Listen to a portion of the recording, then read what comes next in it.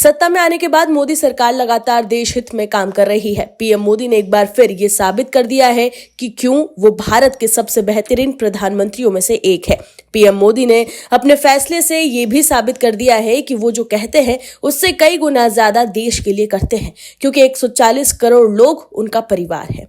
मोदी सरकार के कार्यकाल में राष्ट्रीय सुरक्षा को सर्वोच्च प्राथमिकता दी गई है।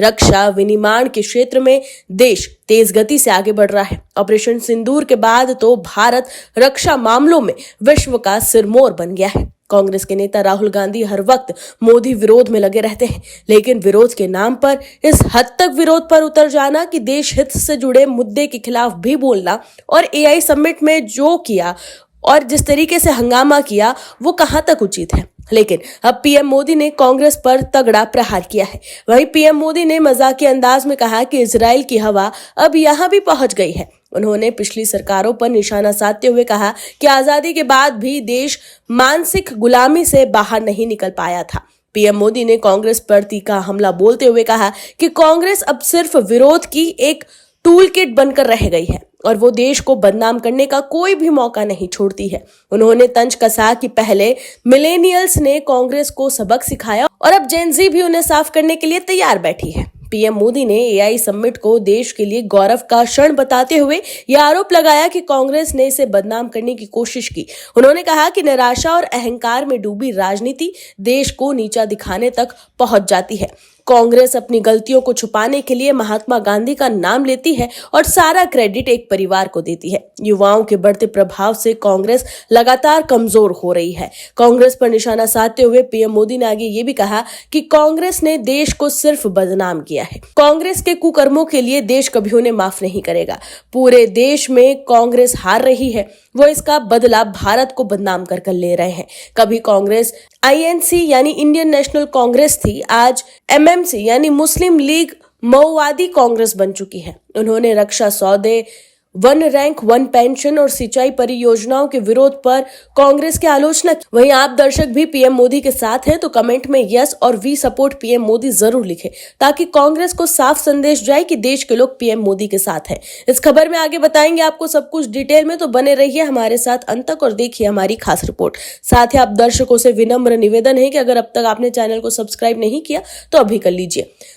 दर्शकों, पश्चिम बंगाल में विधानसभा चुनाव की आहट के बीच जारी हुई नई मतदाता सूची ने राज्य की राजनीति में भूचाल ला दिया है। चुनाव आयोग के आंकड़ों के मुताबिक राज्य में मतदाताओं की कुल संख्या अब 7.04 करोड़ से अधिक है। लेकिन चौंकाने वाली बात यह है कि 60 लाख से भी ज्यादा नाम सूची से हटा दिए गए हैं। इसके अलावा लगभग 60.06 लाख मतदाता अभी अंडर एडजुडिकेशन यानी कि विचाराधीन श्रेणी में है। इसका मतलब है कि इन लोगों के वोट देने पर अभी आखिरी फैसला होना बाकी है। वहीं लोकसभा में नेता विपक्ष और कांग्रेस नेता राहुल गांधी ने शनिवार को बरनाला से पंजाब के विधानसभा चुनाव के लिए प्रचार का शंखनाद किया और राज्य में किसानों और उद्योगों से जुड़े लोगों को साधने के लिए भारत अमेरिका व्यापार समझौते को लेकर केंद्र सरकार को घेरा।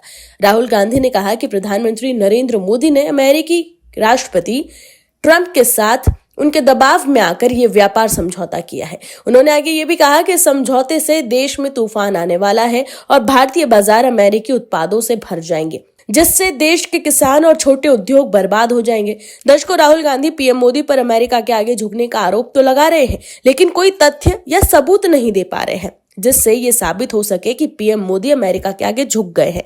जबकि बीजेपी के नेता लगातार ये सबूत दे रहे हैं कि कैसे पहले की कांग्रेस की सरकारें अमेरिका के आगे नतमस्तक रहती थी।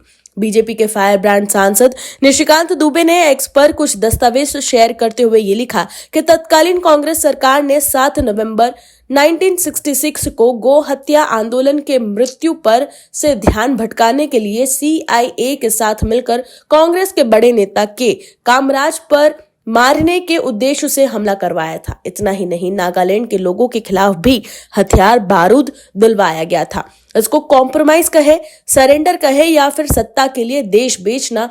वहीं एक दूसरे पोस्ट में निशिकांत दुबे ने एक्स पर कुछ दस्तावेज शेयर करते हुए लिखा कि अमेरिका के आगे घुटने टेकने गिड़गिड़ाने, कॉम्प्रोमाइज की कहानी, भोपाल गैस त्रासदी में हजारों लोग मारे गए, अब भी परेशानी है। लेकिन राजीव गांधी जी ने रातों रात विशेष विमान से इस कंपनी यूनाइटेड कार्बाइड के एंडरसन को अमेरिका भगा दिया। कारण इनका दोस्त आदिल शहरियार परिवार का राजदार बम हथियार महिलाओं के चक्कर में 35 साल की सजा अमेरिका में भुगत रहा था।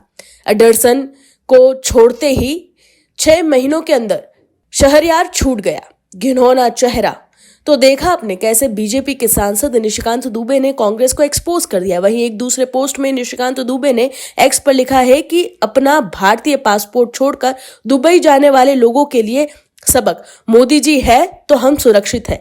लंबे लंबे सोशल मीडिया पर पोस्ट करना आसान है। कुल मिलाकर देखें तो बीजेपी से मुकाबला करना कांग्रेस के लिए मुश्किल ही नहीं नामुमकिन है।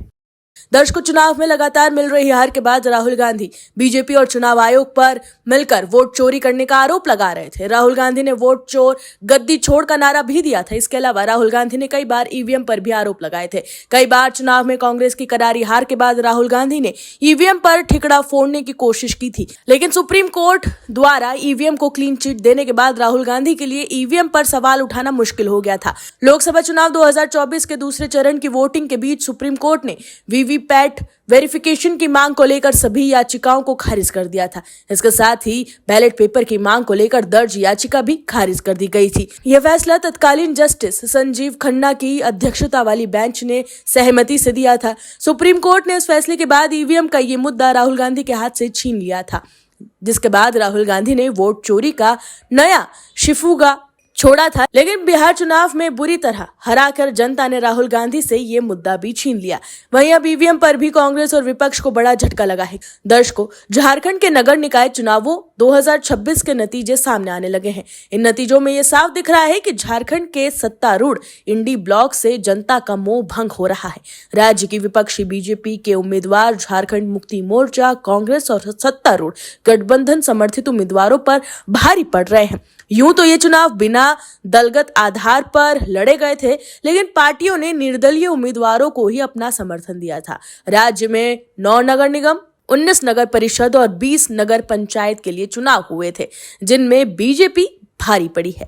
एक खास बात और है, वो ये है कि चुनाव ईवीएम से नहीं हुए थे, बल्कि बैलेट पेपर से लड़े गए थे। इस चुनाव नतीजों ने कांग्रेस समेत विपक्ष के उस नैरेटिव को भी भट्टा बना दिया है, जिसमें दावा किया जाता था कि बीजेपी ईवीएम में गड़बड़ी कर चुनाव जीत लेती है। बीजेपी की इस जीत के बाद कर्नाटक में निकाय चुनाव ईवीएम के बजाय बैलेट पेपर से कराने के कांग्रेस के फैसले पर भी सवाल उठने शुरू हो गए हैं। कर्नाटक की सिद्धरामैया सरकार ने ईवीएम के जरिए गड़बड़ी और वोट चोरी का दावा करते हुए राज्य में निकाय चुनावों को बैलेट पेपर से कराने का ऐलान किया था। हालांकि पार्टी के भीतर ही इस फैसले पर दो फाड़ हो गई थी और कई नेताओं ने इसे पीछे ले जाने वाला फैसला बताते हुए इसका विरोध भी किया था। अब झारखंड के चुनाव नतीजों के बाद कांग्रेस एक बार फिर अपने फैसले पर फिर से विचार करने पर मजबूर हो जाएगी, क्योंकि अगर झारखंड जैसा हाल कांग्रेस का कर्नाटक में भी हो गया और बीजेपी ने जीत हासिल कर ली तो पार्टी की तो फजीहत हो ही जाएगी, लेकिन साथ ही साथ ईवीएम के जरिए वोट चोरी के जिस मुद्दे को कांग्रेस हवा दे रही है उस पर भी ब्रेक लग जाएगा। ऐसे में पार्टी के भीतर इस फैसले पर जो असंतोष सामने आया है वो आगे भी और गहरा हो सकता है। कांग्रेस के लिए कर्नाटक का मुद्दा इसलिए भी अहम है क्योंकि कर्नाटक में पहले ही मुख्यमंत्री सिद्धरामैया और उप मुख्यमंत्री डीके शिव कुमार के बीच कुर्सी को लेकर खींचतान चल रही है। ऐसे में जरा सी भी चूक कांग्रेस के लिए भारी पड़ सकती है, तो पार्टी को फूक कर कदम रखना होगा। दर्शकों, कांग्रेस चुनाव में हार को लेकर अक्सर ये तर्क देती आई है कि उसकी पराजय का एकमात्र कारण ईवीएम है। ईवीएम में गड़बड़ी से लेकर वोट चोरी जैसे मुद्दों को लेकर कांग्रेस नेता राहुल गांधी अक्सर प्रेस कॉन्फ्रेंस करते दिखाई देते हैं। ऐसे में बैलेट पेपर से आज झारखंड के नतीजों ने ये कम से कम इस बात पर तो मुहर लगा ही दी, किसी मशीन के हेरफेर से नहीं बल्कि लोगों के वोट की सही ताकत के आधार पर ही हो रहा है।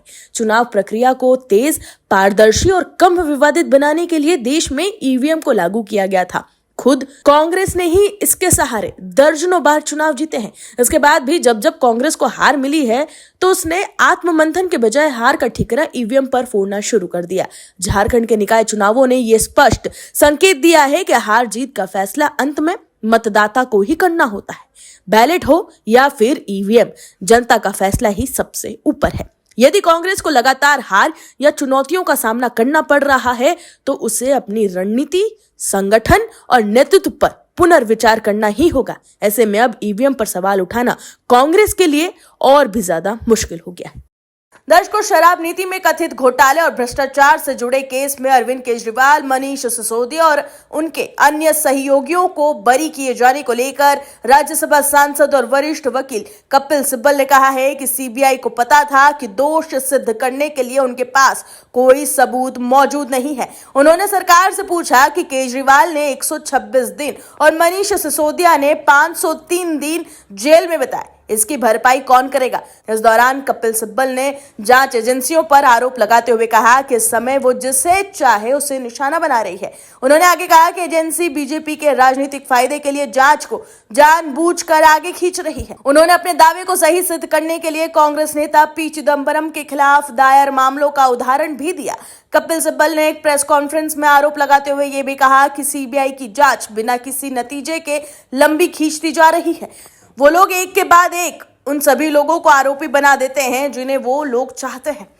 इसके बाद जांच चलती रहती है और लोग सालों तक जेल में पड़े रहते हैं और अंत में ऐसे मामलों में कुछ नहीं होता। पी चिदम्बरम के मामले में भी यही हुआ था, अंत में कुछ भी साबित नहीं हुआ। वहीं दूसरी तरफ सुप्रीम कोर्ट ने वोटर लिस्ट संशोधन में देरी को लेकर पश्चिम बंगाल सरकार को कड़ी फटकार लगाई है। सीजीआई ने कहा, रोज नए बहाने ना बनाए, चुनाव आयोग के साथ मिलकर काम करे। दरअसल सुप्रीम कोर्ट ने पश्चिम बंगाल में एसआईआर प्रक्रिया में चुनाव आयोग की मदद के लिए जिला जजों की नियुक्ति के निर्देश दिए थे।